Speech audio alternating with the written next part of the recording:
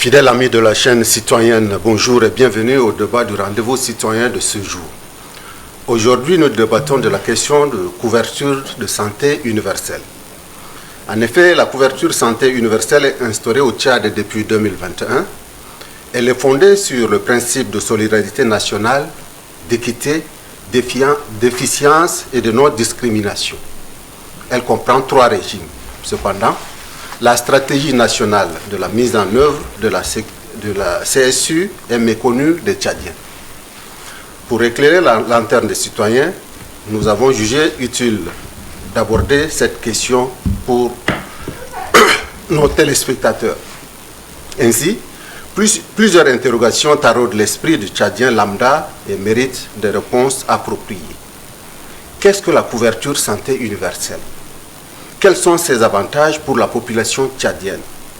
Comment la couverture santé universelle peut-elle contribuer à l'amélioration de la santé publique et à la réduction des inégalités en matière de santé? Quels sont les défis et les coûts liés à la mise en place de la couverture santé universelle et la gratuité des soins au Tchad? Voilà quelques questions qui méritent d'être répondues.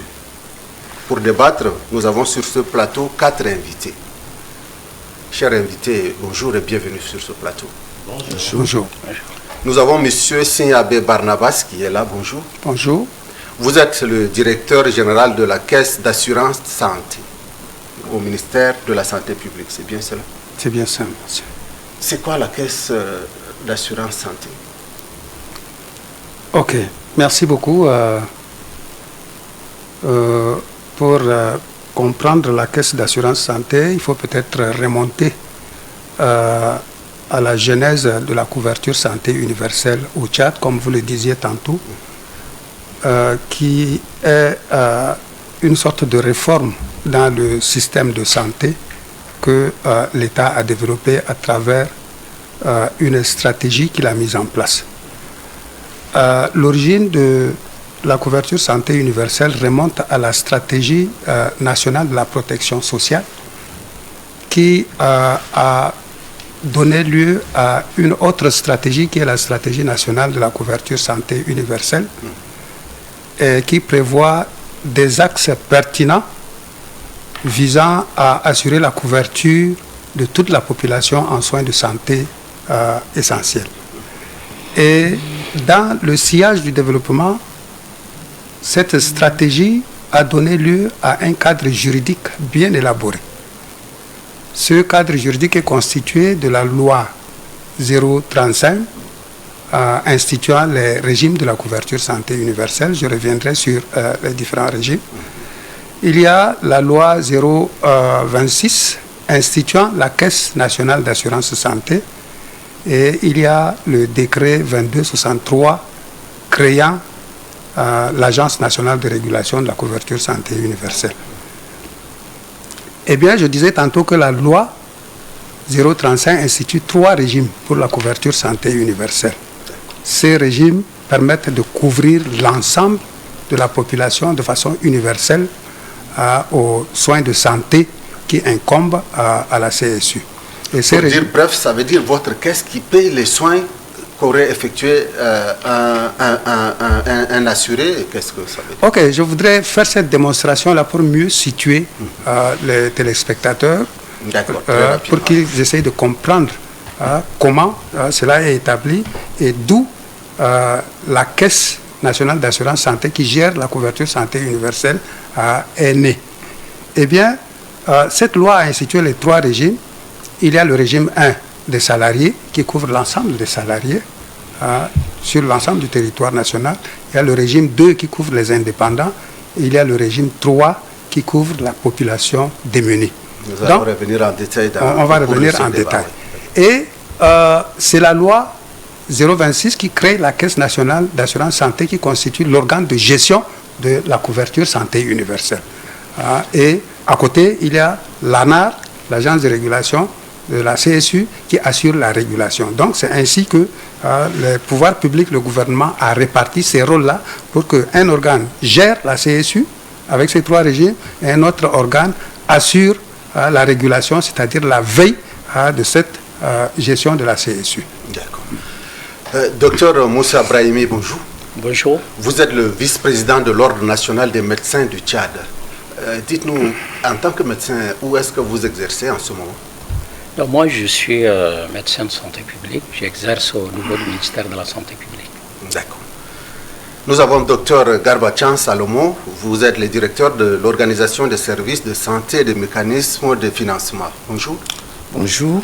Alors, que fait exactement votre direction en ce qui concerne la santé universelle? Merci de nous avoir associés à ce débat. Effectivement, la couverture santé universelle, c'est aussi et surtout l'appel de l'OMS à une de ses résolutions qui appelle tous les pays à la couverture santé universelle. Sans vous couper, je rappelle à nos téléspectateurs que nous avons bien voulu inviter un représentant de l'OMS. Malheureusement, on nous a dit que la représentante n'est pas là et puis l'intérimaire ne pouvait pas se prononcer. Ce n'est qu'une information pour nos téléspectateurs. Ok, revenons-en. Donc l'OMS appelle tous les pays du monde à une de ces résolutions lors de l'Assemblée mondiale à la couverture santé universelle. Qu'est-ce que ça veut dire? Ça veut dire que c'est sur la base des constats qui ont été faits dans tous les pays, et surtout les pays à faible revenu comme le nôtre, où les gens vivent la précarité.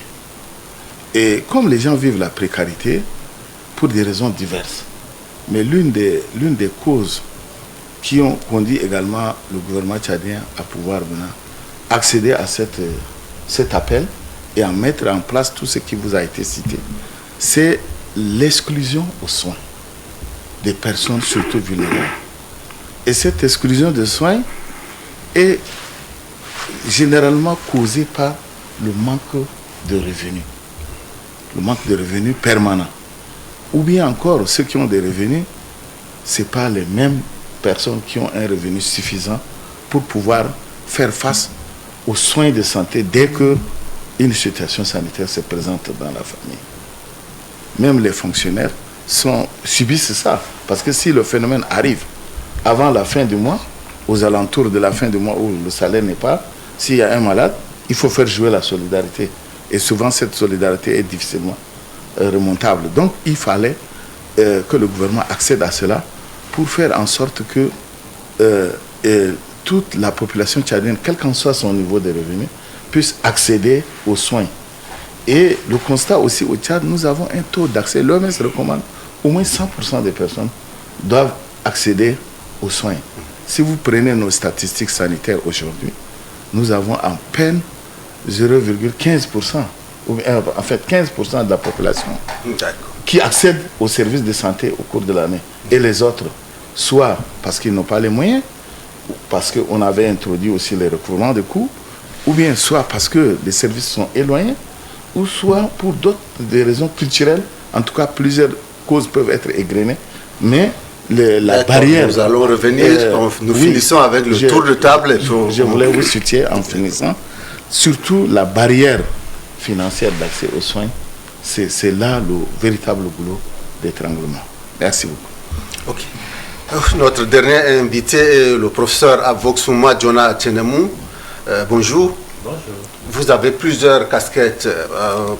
Pour ne pas risquer de vous mal présenter, je vous laisse vous présenter vous-même à nos téléspectateurs. Je suis le professeur Avoxouma. J'ai enseigné pendant presque 20 ans à la faculté de la santé de N'Djamena en santé publique. Je suis actuellement le responsable de la formation doctorale en sciences de gestion.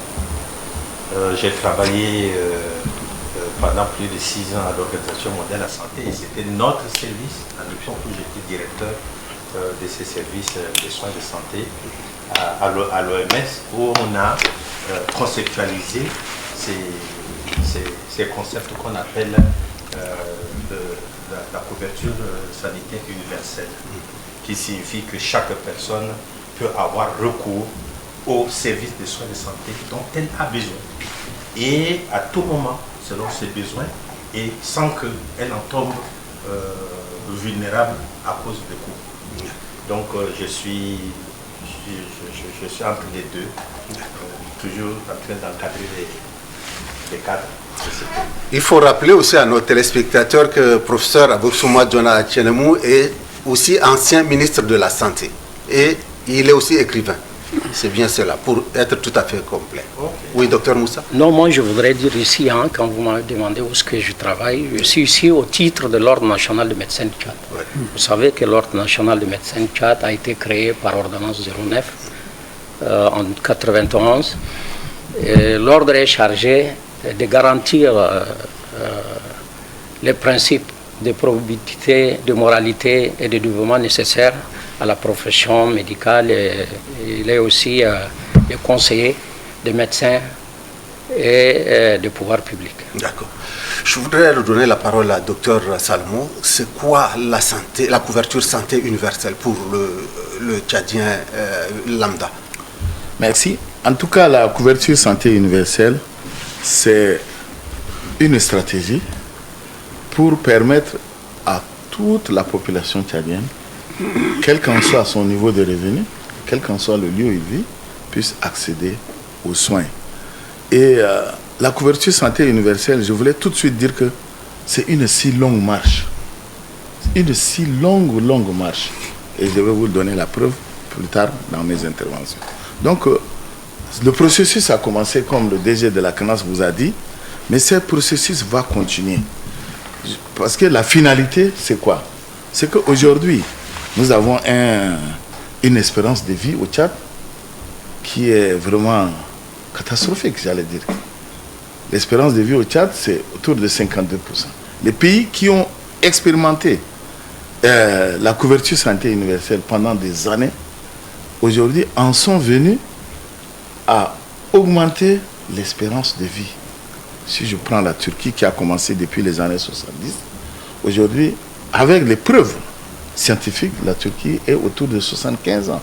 Vous estimez que la faible espérance de vie de Tchadien est liée à la question de soins de santé? D'accès aux soins, bien sûr. D'accès aux soins. Entre la nutrition et mais le tout concourt à accéder aux soins.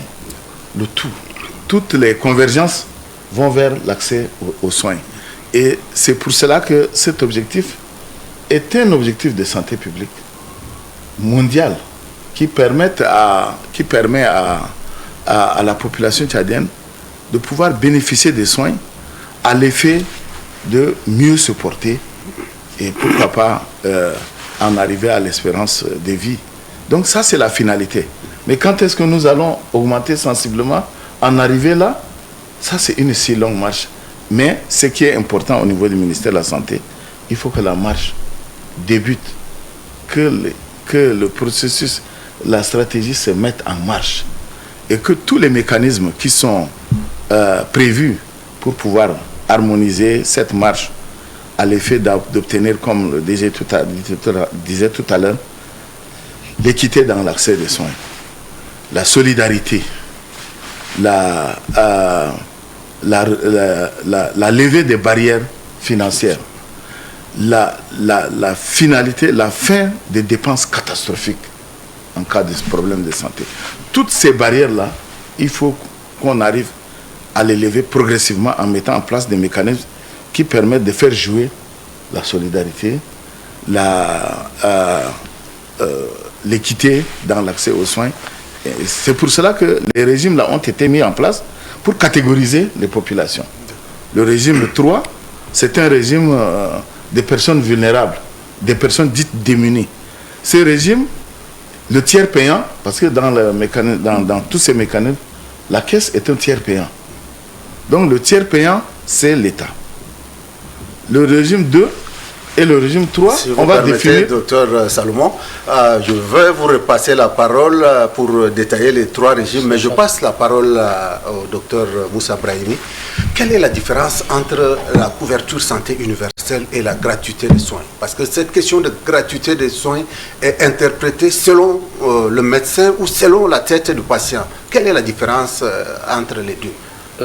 La gratuité des soins, c'est un mécanisme de financement qui contribue à la couverture sanitaire universelle. Aujourd'hui, vous savez que nous avons la gratuité de la césarienne, la gratuité en ce qui concerne la prise en charge des personnes vivant avec le VIH, les ARV.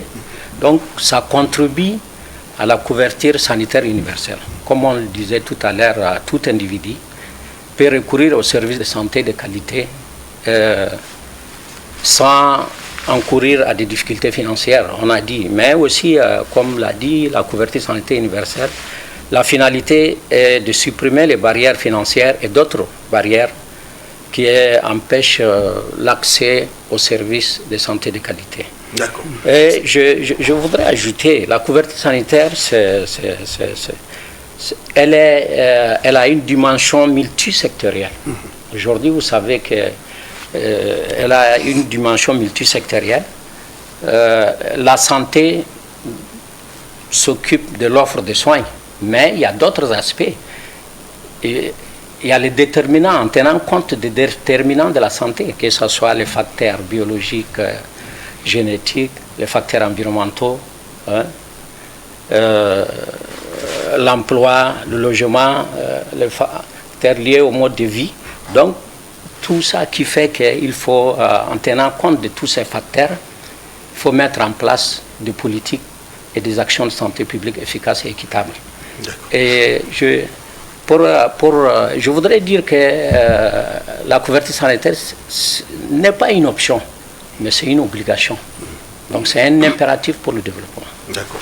Il y a 2 semaines, nous avons reçu sur ce même plateau le SG du ministère de la Santé publique. Mais cette question d'interprétation de la gratuité des soins a été posée. Et je vais vous prendre 2 exemples. Moi, patient X, j'ai un palu, par exemple, la fièvre, on me transporte au pavillon des urgences. On me fait des soins. Est-ce que ça entre dans la gratuité des soins? Ou bien un patient Y qui souffre, par exemple, de l'hépatite B, il doit accéder au tenofovir, c'est ça? Les 2. Est-ce que ces 2 malades ont accès à ce qu'on appelle gratuité des soins, ou bien de quoi relèvent les 2 soins? Celui qui souffre d'hépatite, par exemple, doit bénéficier des examens adéquats et des soins. Entre celui qui souffre d'hépatite et l'autre qui est frappé d'un coup de palu, les 2 qui doivent être pris en charge par la gratuité, cette question, vraiment, les citoyens ne comprennent rien. Oui, docteur Salomon. Merci. En tout cas, la gratuité des soins est une décision politique au début. C'est une décision du chef de l'État depuis 2007, où il a, au vu des problèmes graves que subissent les populations vulnérables, a décidé d'offrir la gratuité des soins d'urgence à l'époque. Et les années 2008-2009, c'était les soins d'urgence. Mais la question, c'est effectivement, quelle est la limite des soins d'urgence? Oui, mais je vous en reviens. C'est qu'à l'époque, on avait fait même un consensus avec tous les prestataires au CEFOD. Et nous avons dit, bon, on a défini les urgences en fonction des ministères, dit qu'il faut sanctuariser la gratuité. Parce que vu le bienfait, il faut sanctuariser, mais l'orienter vers les couches vulnérables. C'est ainsi qu'on a fait le recadrage de la gratuité. On a recadré la gratuité. On a recadré vers les femmes enceintes, la césarienne, les accouchements. On a recadré aussi vers les soins des enfants de 0 à 5 ans. On a recadré aussi vers des problèmes de santé publique un peu graves comme le scorpionisme au nord du Tchad et également les morsures de serpents. Et ça a encore fonctionné, mais avec un budget un peu à minimum. Mais, compte tenu toujours des problèmes persistants, on a fait un deuxième recadrage pour ne orienter que sur les couches vraiment vulnérables, la femme enceinte et les enfants de 0 à 5 ans. Et on a inclus quand même les urgences telles que le scorpionisme et l'autre qui tuait beaucoup de gens. Mais ce recadrage, le dernier recadrage, fait que Dr Brahim vous a dit tout à l'heure, la gratuité de la césarienne. Et là, nous sommes passés d'un budget qui est réduit jusqu'au sixième. Au sixième. Donc, avec cela, nous avons quand même maintenu les choses essentielles, la césarienne, les soins aux enfants, de 0 à 5 ans, mais il y a également des programmes de santé qui font aussi la gratuité grâce au financement des partenaires tels que la prise en charge du paludisme grave ou bien la prévention du paludisme chez les femmes enceintes, le VIH-Sida. Il y a également le traitement gratuit de la tuberculose. Il y a toute une série de programmes, je vais peut-être y revenir, mais je vous le donne comme ça pour que vous sachiez qu'en dehors de ce que l'État a financé, il y a des gratuités dans les programmes de santé, des programmes prioritaires. Et ces programmes-là font la gratuité sur le financement des partenaires et ça permet également aux personnes qui sont victimes de maladies chroniques comme le VIH-Sida, comme la tuberculose, de bénéficier. Mais tout cela, c'est à mettre à l'actif du gouvernement parce que c'est le gouvernement qui négocie ces financements avec les partenaires. D'accord.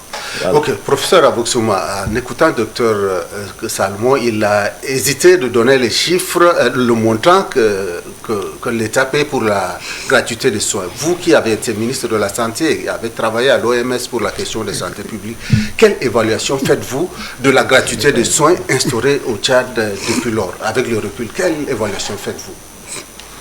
Bien. Je vois qu'on est en train de glisser vers la gratuité alors qu'on était censé discuter. D'accord. On va y revenir parce que ça fait confusion entre les patients. Oui, justement. Si vous demandez vraiment mon avis, je vous demande vraiment votre avis, professeur. Il n'y a pas de gratuité, ça n'existe pas. Il y a toujours quelqu'un qui paye. Et la personne qui paye, c'est qui? Et la personne qui paye aujourd'hui, ce sont les partenaires au développement. Mais il y a une personne qui paie le plus, c'est le ménage, c'est l'individu.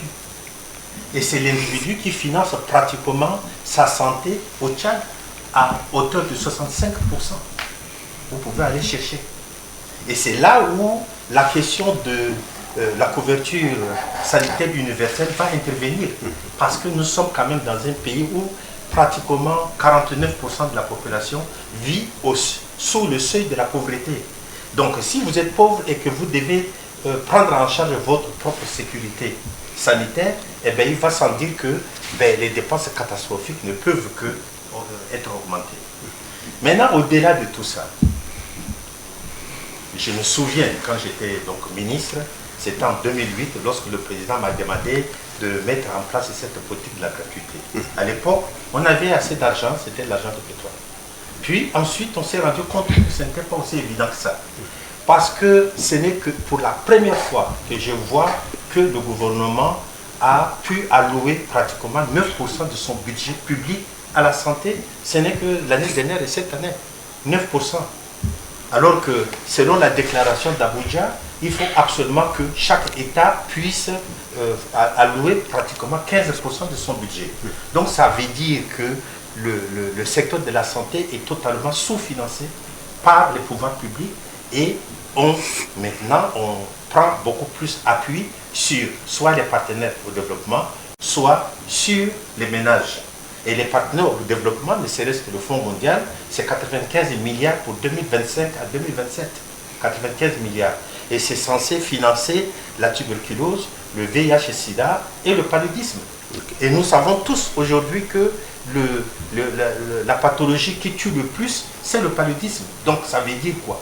Ça veut dire que quelque part, le financement, même quand il est octroyé par des partenaires au développement, n'arrive toujours pas à résoudre les problèmes fondamentaux de la santé de la population. Je m'arrête à ce niveau. Mais quant au financement sur les fonds pétroliers, où vous avez mis en œuvre la gratuité des soins, est-ce que pensez-vous que les objectifs initialement fixés ont été atteints par ces financements? Mais ça ne peut pas être atteint parce que je vous ai dit que pendant longtemps, le budget alloué à la santé n'a jamais dépassé, c'est entre les 6, 7 ou 8%. Je dis que c'est la première fois où le gouvernement tchadien a accordé, et pour l'éducation nationale et pour la santé, un budget de l'ordre de 9%. D'accord? 9, et quelques. C'est la première fois. Donc, quoi qu'il arrive, vous allez vous rendre compte que le budget qui est alloué à la santé est consommé à près de 60% rien que pour le personnel. Donc, ce qui reste, l'offre de services en tant que telle pose problème. Il n'y a pas assez de ressources pour pouvoir financer le secteur de la santé. Et maintenant... Est-ce que les ressources ne sont pas mal gérées, professeur? Non, mais ça c'est autre chose. Nous ne sommes pas là pour faire le jugement de c'est bien géré ou mal géré. Ce qui est certain, c'est que l'allocation de ressources est insuffisante. Il est insuffisant et ça ne suffit pas pour couvrir les besoins de toute la population, surtout la population qui est la plus vulnérable. Et c'est d'autant plus que le Tchad, depuis quelques années, a encore enregistré des flux des réfugiés de l'Est, de Centrafrique ou de Cameroun, etc., qui viennent encore s'ajouter à un nombre de plus en plus important de notre population.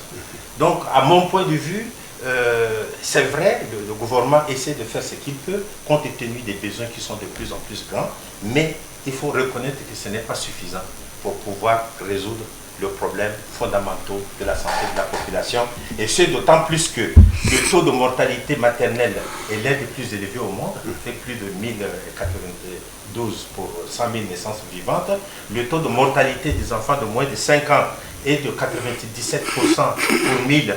Donc ça veut dire que quels que soient les efforts que nous sommes en train de faire, eh bien, notre espérance de vie, lui il a dit que c'est 52.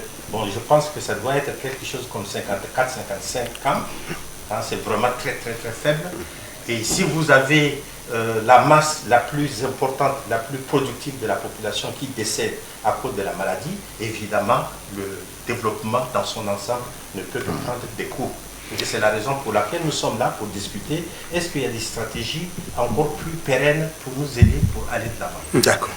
Monsieur Siabe Barabas, quels devraient être les avantages de la couverture santé universelle pour les citoyens? Ok. Je suis très satisfait des démonstrations éloquentes faites par mes prédécesseurs quant à relever les faiblesses du mécanisme de gratuité. Et je dois, pour les compléter, dire que la couverture santé universelle apparaît comme une alternative idoine de remplacement de la gratuité. Et ça, ce n'est pas moi seul qui le dis, parce que le vice-président de l'Ordre des médecins l'a déjà déclaré, et je m'inscris parfaitement dans ce qu'il a déclaré pour reconnaître que la couverture santé universelle s'inscrit comme une véritable perspective pour remplacer et apporter quelques améliorations au mécanisme de gratuité en l'incluant, parce que cela a été dit. Et justement, la couverture santé universelle, ça a été défini de façon très éloquente, je reviens encore, parce que il y a un slogan que j'aime tant utiliser pour adapter à cette définition de la couverture santé universelle. C'est le slogan qui consiste à dire que personne ne peut être privé de soins de santé parce qu'il n'a pas d'argent pour aller se faire soigner à l'hôpital. Malheureusement, ça reste toujours un slogan ici aussi. C'est de ça qu'il s'agit.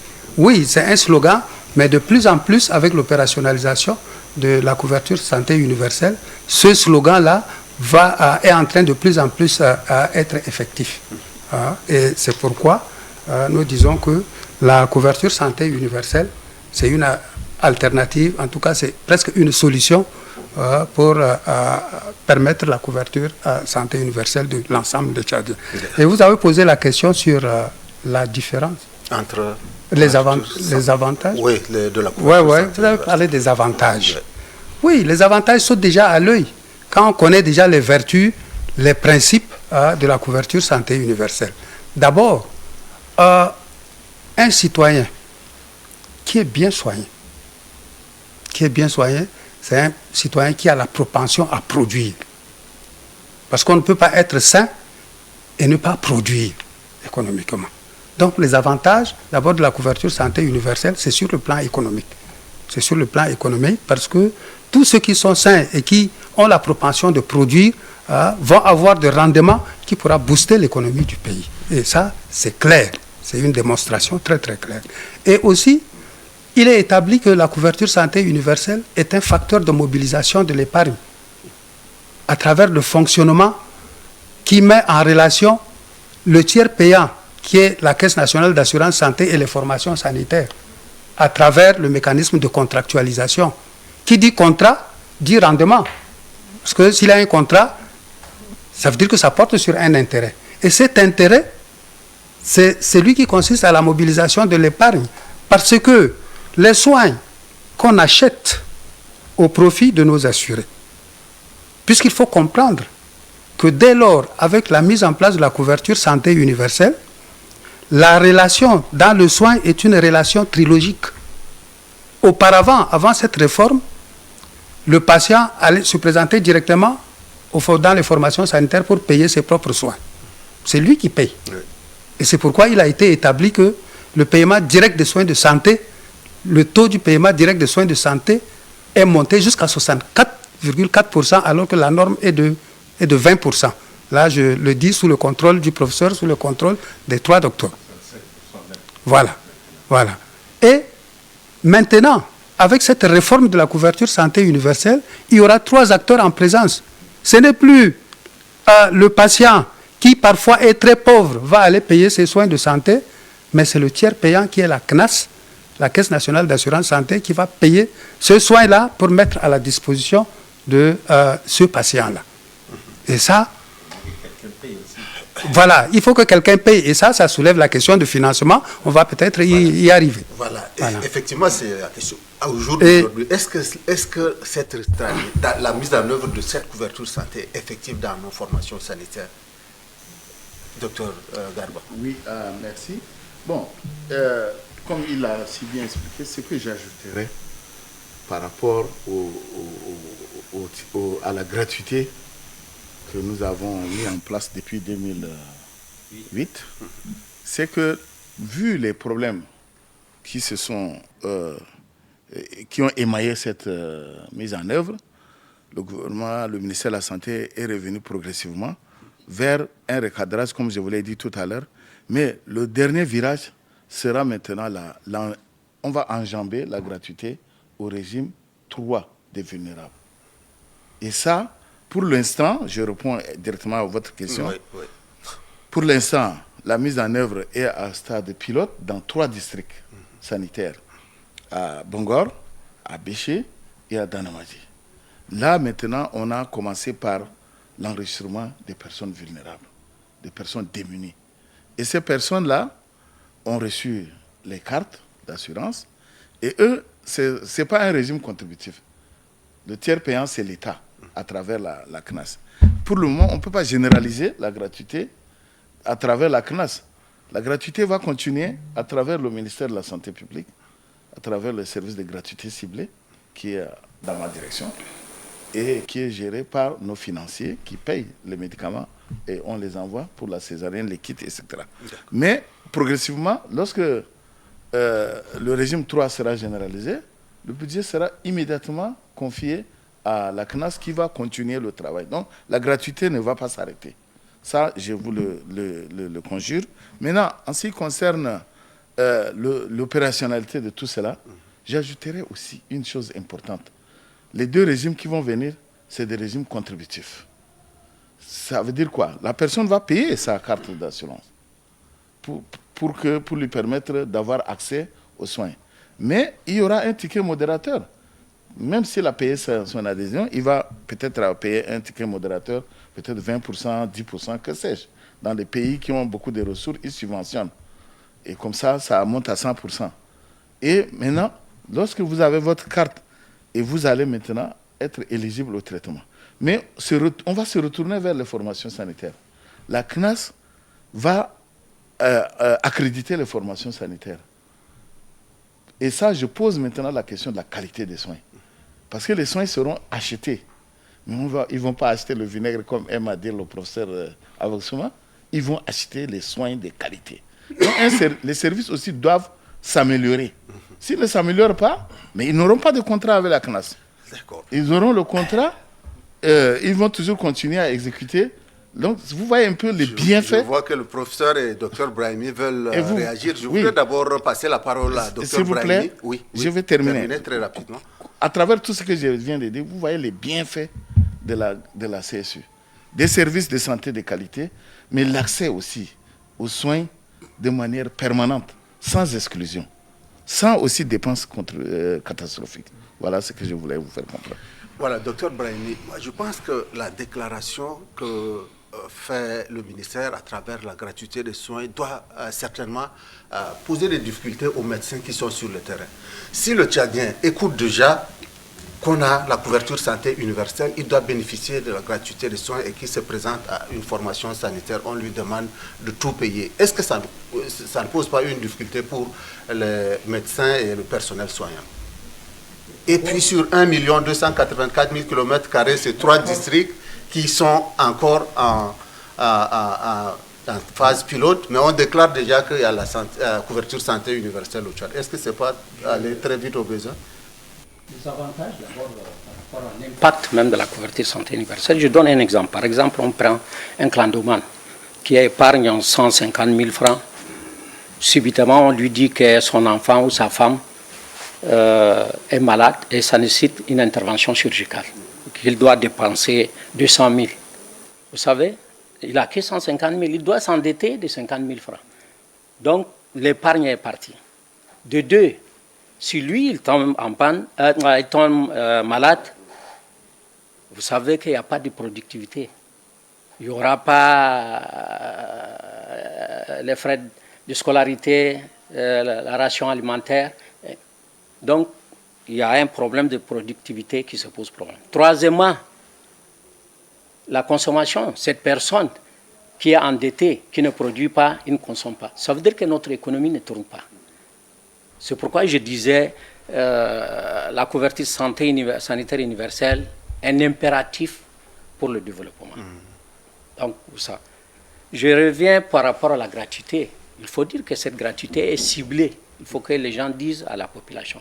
Il y a un moment donné, même dans les formations sanitaires, les pathologies qui sont prises en charge sont affichées. La différence entre la gratuité, ça c'est une gratuité ciblée, par exemple, comme on a dit, les césariennes, les accouchements, la prise en charge des enfants de 0 à 5 ans, il y a des maladies chroniques comme la lèpre, la tuberculose, tout ça, qui sont pris en charge. Mais en ce qui concerne la couverture sanitaire universelle, c'est une approche globale. Donc, la différence. Donc, c'est pourquoi, ici, il faut le dire, ce n'est pas le seul secteur de la santé qui intervient au niveau de la couverture santé universelle. Aujourd'hui, vous savez que nous avons des accidents de la voie publique qui causent énormément de problèmes. Est-ce que c'est le ministère de la Santé qui va y réduire?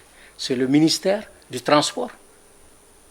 On peut construire des formations sanitaires et que les gens ils ne s'approvisionnent pas en eau potable. Ils viennent avec des maladies. Vous savez, aujourd'hui, les maladies qui sont dites en consommant de l'eau non potable, vous le savez, les maladies comme le choléra et tout ça qu'on en a aujourd'hui, vous savez. Donc, est-ce que c'est le ministère de la Santé? C'est le ministère et la malnutrition. Aujourd'hui, on n'en parle pas. Nous avons beaucoup de malnutris aigus sévères. Et ça aussi, il y a le ministère de la Production agricole, en termes de l'autosuffisance au niveau du pays. Donc, on en a, comme je disais, c'est beaucoup plus multisectoriel, cette couverture santé universelle. Professeur Voxuma, vous avez la parole. Vous étiez en train de réagir tout à l'heure, je vous voyais sourire. Non, c'est que tout système de santé a deux faces.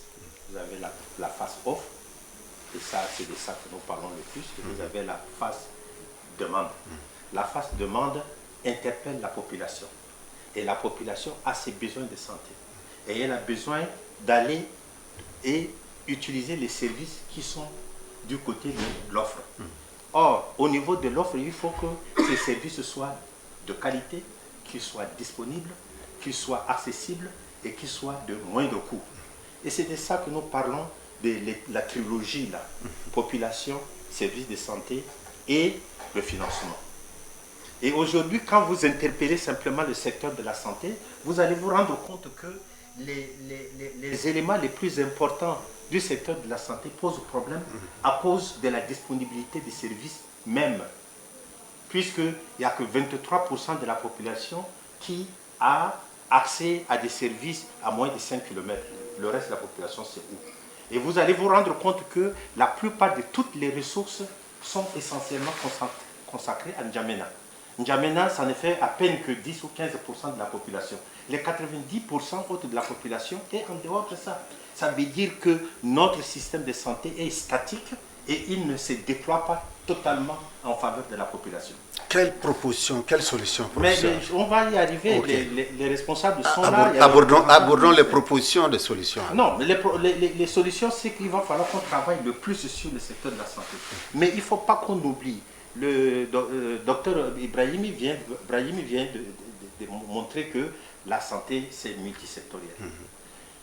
Le secteur de la santé ou le secteur de soins lui-même n'explique pas plus de 10% de changement de la santé dans une population. Ce qui change la santé dans une population, c'est d'abord les habitudes de vie. Ce que nous mangeons, les exercices qu'on fait, ce que nous on boit, etc., etc. Or, le secteur de la santé consomme pratiquement 80% de toutes les ressources qui sont allouées à la santé. Donc, tout ce qui est prévention, tout ce qui est promotion ne sont pas faites. Donc il va falloir qu'on réfléchisse et qu'on interpelle le secteur de la santé lui-même dans la façon dont il est organisé, dont il est déployé et comment est-ce qu'il doit fonctionner. Vous voyez, il y a beaucoup de centres de santé, il y en a beaucoup qui ne sont même pas fonctionnels. Donc quand vous allez à l'arrière-pays, vous allez vous rendre compte que le secteur, même si vous avez besoin de la santé à proprement parler, vous ne l'avez pas. Et c'est d'ailleurs la raison pour laquelle on revient vers la demande. Et il faut que cette demande-là soit totalement satisfaite. Ça veut dire qu'on doit interpeller la question de l'équité. Il y a deux types d'équité. Vous avez l'équité verticale, c'est-à-dire ceux qui ont les mêmes besoins doivent avoir les mêmes services. Ceux qui ont des besoins qui sont différents doivent avoir des services qui sont différents. Ça pose un problème. Et vous savez que 15,8% de toute notre population a moins de 15 ans. Ça veut dire que c'est une population totalement très très jeune. Donc il va falloir que nos services puissent être déployés de façon à ce que les tranches d'âge soient comprises, etc. Et nous sommes en train d'interpeller le secteur de la santé. Le secteur de la santé fait ce qu'il peut, mais il a un problème. Et le problème, c'est la gestion. Mais ça, on va le... Docteur Garba, à travers toute la démonstration, votre direction, votre service est interpellé. Quelles recommandations, quelles solutions pour une bonne mise en œuvre de la couverture santé universelle au Tchad? Bon, je voudrais tout de suite d'abord rectifier ce que vous avez dit tout à l'heure, parce que aujourd'hui, je vous ai dit au départ que c'est une si longue marche. Mais il faut qu'on se mette en marche. Mais on ne peut pas se lever avec les ressources que nous avons, subitement couvrir tout le pays. Et ça, je voulais rectifier. Et je voudrais que la presse aussi fasse vraiment cet effort de sensibilisation des populations. Il faut bien qu'on commence quelque part. Et quelque part, on a commencé par les 3 districts. Mais au fur et à mesure qu'on a la maîtrise de la chose, ça va s'étendre et l'objectif final, c'est tout le pays. C'est pour ça qu'il faut réadapter votre discours. Parce que quand vous dites qu'il y a la gratuité... Justement, c'est là la question. La population, je pense que tout est gratuit. Voilà. Quand vous dites que ce couverture sanitaire universelle, moi, la population, je pense que c'est ça. Parce que je me rappelle bien, cela a été lancé à un hôtel de la place il y a quelques mois. Donc le Tchadien qui a écouté, c'est que c'est gratuit du nord au sud. Ça a été lancé, mais moi je me mets à la place du citoyen lambda qui a faim, qui a besoin de soins. Lorsqu'on lui dit qu'on a commencé 3, lui il écoute l'ensemble. Ça, ce n'est que normal. Nous tous, on vit au sein de la population, on comprend les besoins de nos parents en matière de soins. Mais il y a les exigences aussi de la mise en œuvre qu'il va falloir commencer. Et l'OMS le dit toujours, c'est une si longue marche. Cette marche-là, il faudrait qu'on commence à marcher. Ça, c'est un. Des deux, Dr Brahimi a dit, c'est vraiment multisectoriel. J'aimerais ajouter aussi que la couverture sanitaire universelle, non seulement il faut recentrer vers les services, mais il faut aussi offrir de nouveaux services. Je voudrais bien qu'on parte sur la base des propositions de solutions. Oui, mais il nous reste moins de 10 minutes. Je vous arrive. Je vous arrive. Donc, étendre les services. Aujourd'hui, si vous prenez, par exemple, les services de la dialyse, il y a cela 10 ans, si vous avez un parent qui doit être dialysé, ou bien il va à l'étranger, ou bien il attend la mort. Aujourd'hui, ça n'existe qu'à N'Djamena. Les services existent, mais on va aller en province. Voyez-vous, mais la santé n'attend pas, docteur. La santé n'attend pas, j'en conviens. C'est pour ça que j'ai dit que avec les ressources, on ne peut que commencer quelque part. Et ça, c'est clair. Maintenant, les propositions, d'abord, il y a la question de la sensibilisation. Cette question, elle est importante. Non seulement la population, même les services de santé, pour que les paradigmes changent en matière de l'offre des soins. Pour ce qui concerne la gratuité, je vous le dis et je vous le répète, elle est ciblée, elle ne couvre pas tout. Mais à l'étape actuelle, on couvre les pays avec les cibles. En attendant que l'achat des soins à travers la CNAS se généralise. Et dès qu'elle se généralise, c'est une petite transposition. Le budget est remis à la CNAS. Donc ça, c'est très important de le savoir. C'est pour ça que je mets l'accent, si nous voulons vraiment obtenir les résultats, qu'on ait la patience de les rechercher. À travers les actions que le gouvernement va faire au niveau du ministère de la Santé, mais à travers aussi la sensibilisation pour que nous comprenions. Et le professeur a dit tout à l'heure, les services sont disponibles, mais les gens ne vont pas fréquenter. Ça aussi, c'est un autre problème. C'est pas quand fréquentation, même, le taux de fréquentation, mais très faible, pour des questions. Voilà. Docteur Salomon, je vais peut-être vous retirer la parole pour la passer à M. Seigneur Barnabas parce qu'il nous reste pratiquement 4 minutes. D'accord, merci. Très rapidement, merci la beaucoup. proposition de solution. Merci beaucoup, merci beaucoup. Est-ce que votre caisse est déjà opérationnelle et oui, demeure toujours fictive? C'est ce que je voudrais préciser. Oui. Vous avez si bien posé la question sur l'effectivité de l'opérationnalisation de la couverture santé universelle. Le docteur a apporté une réponse, mais je voudrais dire de façon précise que nous sommes déjà présents dans les 3 provinces, dans les 3 districts qui correspondent aux 3 provinces, Abéché, Bongor et Danmadji dans le Moyen Chari. Oui, c'est vrai. Quelqu'un a dit tout à l'heure qu'on ne peut pas du coup déployer la couverture santé universelle. C'est un exercice progressif. Et c'est dans cette progressivité-là qu'on s'est inscrit. En demandant l'appui de tout le monde. Le gouvernement est là, en train de faire quelque chose. Il y a les partenaires techniques financiers qui sont là, ils font quelque chose. Et les communautés également sont là, ils font quelque chose. Mais comme tout nouveau projet, évidemment, ça ne peut pas se passer sans comporter des difficultés. Et ces difficultés, c'est ce qu'on relève tout à l'heure. Et je dois dire que dans ces 3 provinces, nous commençons déjà la prise en charge. Actuellement, les gens se soignent dans les différents centres de santé avec lesquels on a conventionné. Tant à Bongor qu'à Danmadji, qu'à Abéché. Et nous commençons déjà à recevoir les premières factures pour le paiement de ces soins-là. Donc, pour l'opérationnalisation, nous sommes présents sur le terrain. Solution à apporter, la solution, il est temps vrai que la couverture santé universelle se déploie progressivement. Et pour se déployer, il faut avoir des moyens. Il faut avoir des moyens. L'État a prévu des financements innovants. Innovant pour nous, c'est déjà un effort, c'est déjà quelque chose. Et vu la complexité de ce dispositif-là, on aimerait que la volonté puisse encore se développer pour nous permettre d'aller dans un rythme que nous voulons. D'accord. Je passe la parole à Dr Brahimi. Vous avez 1 minute pour vous exprimer en même temps votre mot de fin. Non, mais moi, je voudrais dire que la couverture sanitaire universelle, aujourd'hui, il faut le dire, en Afrique, c'est loin d'être universel. Justement, est-ce qu'il y a un pays d'Afrique qui peut être l'exemple? L'exemple, il y a le Gabon, au niveau... Oui, il y en a. Mais il faut le dire, la couverture santé universelle, on a dit tout à l'heure, en termes de définition, c'est tout individu a accès aux services de santé dont il a besoin. Ça veut dire qu'il y a la dimension de la couverture de la population. Comme le professeur Avoxuma a dit, l'équité a un rôle central à jouer dans le contexte de la couverture santé, dans la couverture santé universelle. Vous savez, aujourd'hui, il faut qu'on arrive dans un premier temps, parce qu'on a dit l'individu, les besoins dont il a besoin, ou quand, c'est important. Aujourd'hui, vous prenez le BIT, vous allez parcourir 300 quelques kilomètres pour avoir un centre de santé. On est loin de cette couverture universelle. Il faut améliorer l'accessibilité. Quelle proposition vous faites en tant que la médecin? proposition que j'ai, la disponibilité des soins. Ça veut dire qu'il faut agir sur au niveau de l'offre de soins, il faut agir sur les 6 composantes du système de santé. D'abord, la gouvernance. Vous savez qu'en termes de gouvernance, il faut assainir la gestion des services publics.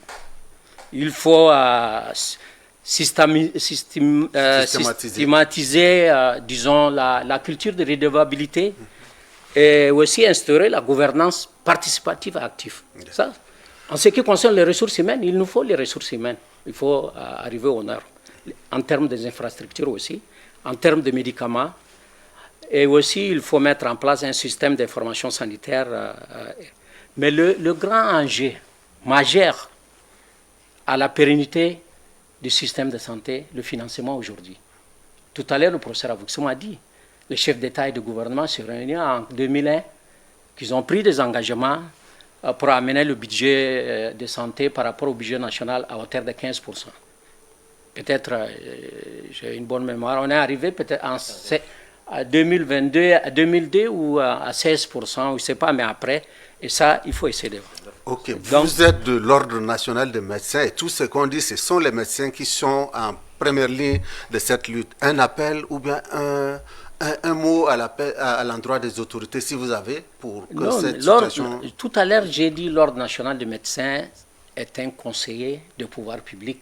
Nous, on est disposés à apporter notre contribution à la mise en œuvre de cette couverture santé universelle. On sait qu'ils ont déjà commencé à mettre les éléments institutionnels et les organes de mise en œuvre comme le CNAS, mais l'Ordre national est disposé à contribuer, à apporter sa contribution à la mise en œuvre de la couverture santé universelle. D'accord. Professeur Avouxouma, vous avez 1 minute.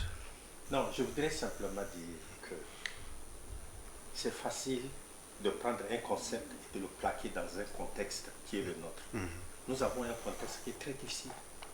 Et l'un des concepts de contexte, la partie la plus difficile, c'est l'instabilité. Moi, j'ai quitté le ministère de la Santé en 2009. De 2009 à maintenant, ça fait 16 ans, il y a eu 15 ministres de la Santé.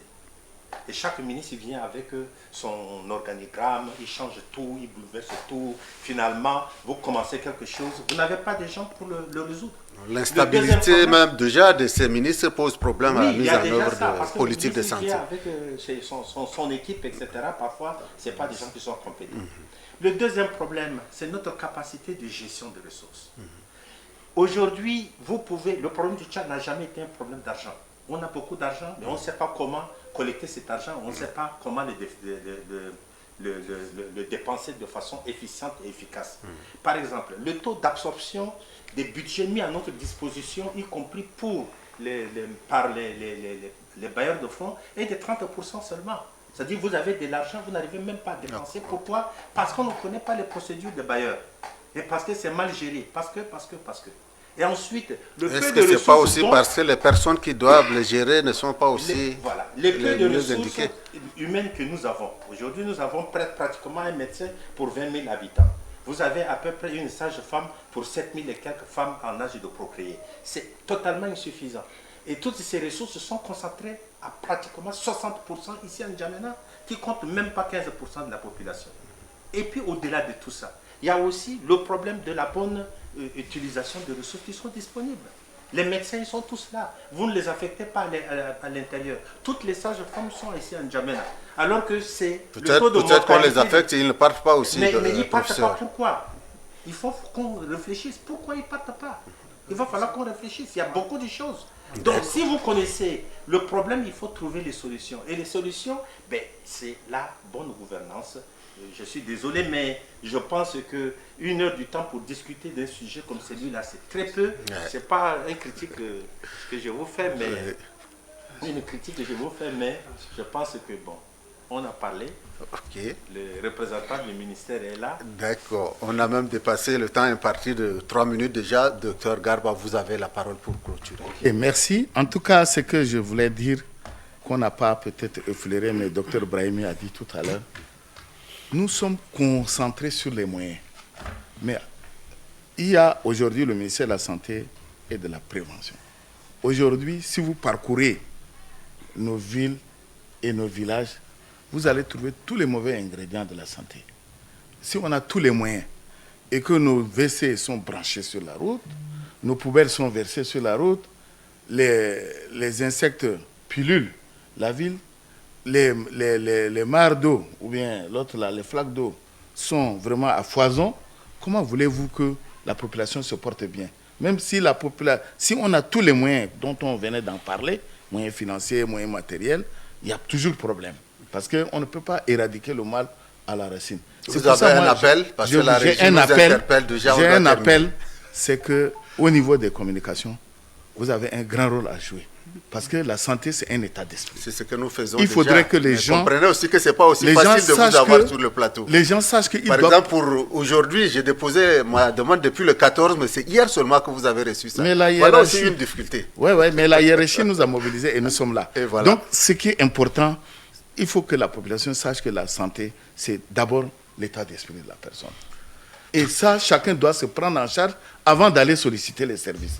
Les services auront les moyens, mais si là où on vit, notre environnement est malsain pour la santé, il y a toujours problème et on ne peut pas juguler. Donc j'invite chacun à vraiment à faire une introspection et de son vécu et de prendre des actions allant dans le sens de préserver sa santé avant que l'État n'intervienne. Et l'État est là, il va intervenir. D'accord, M. Singawe, je vais vous donner 30 secondes pour lancer un appel aux malades qui sont susceptibles d'être des contributeurs de votre caisse. Qu'est-ce que vous avez à leur dire? D'accord, je voudrais d'abord assurer la communauté que nous mettons toutes nos énergies pour nous permettre de déployer la couverture santé universelle et d'atteindre chaque Tchadien là où il se trouve. Et également, l'important n'est pas seulement de déployer le système, mais on doit accompagner cela par des actions de communication. Et là également, nous sommes là et nous avons la bienveillance des professionnels de communication que vous êtes, qui nous accompagnent dans cela. Et nous demandons vraiment de nous appuyer davantage dans cette action-là pour qu'on puisse atteindre nos cibles qui sont nos populations. Et également, le gouvernement, les pouvoirs publics et les partenaires techniques financiers qui n'ont pas failli, qui nous soutiennent tout le temps, de vraiment continuer à prendre la mesure de ce projet que nous sommes en train tous de conduire pour que, évidemment, le pari qui a été fixé en 2015 soit véritablement atteint. D'accord. C'est sur cette invitation du directeur général de la caisse d'assurance santé que nous allons mettre terme à ce débat. Quant à nous, médias, nous vous assurons de notre disponibilité pour vous accompagner. Voilà, chers téléspectateurs, pour vous qui venez de nous prendre en marche, nous avons discuté de la couverture santé universelle et gratuité des soins au Tchad. Quel impact sur l'économie nationale? Retrouvez-nous toujours sur la page Facebook d'Electron TV. Au revoir et à la semaine prochaine.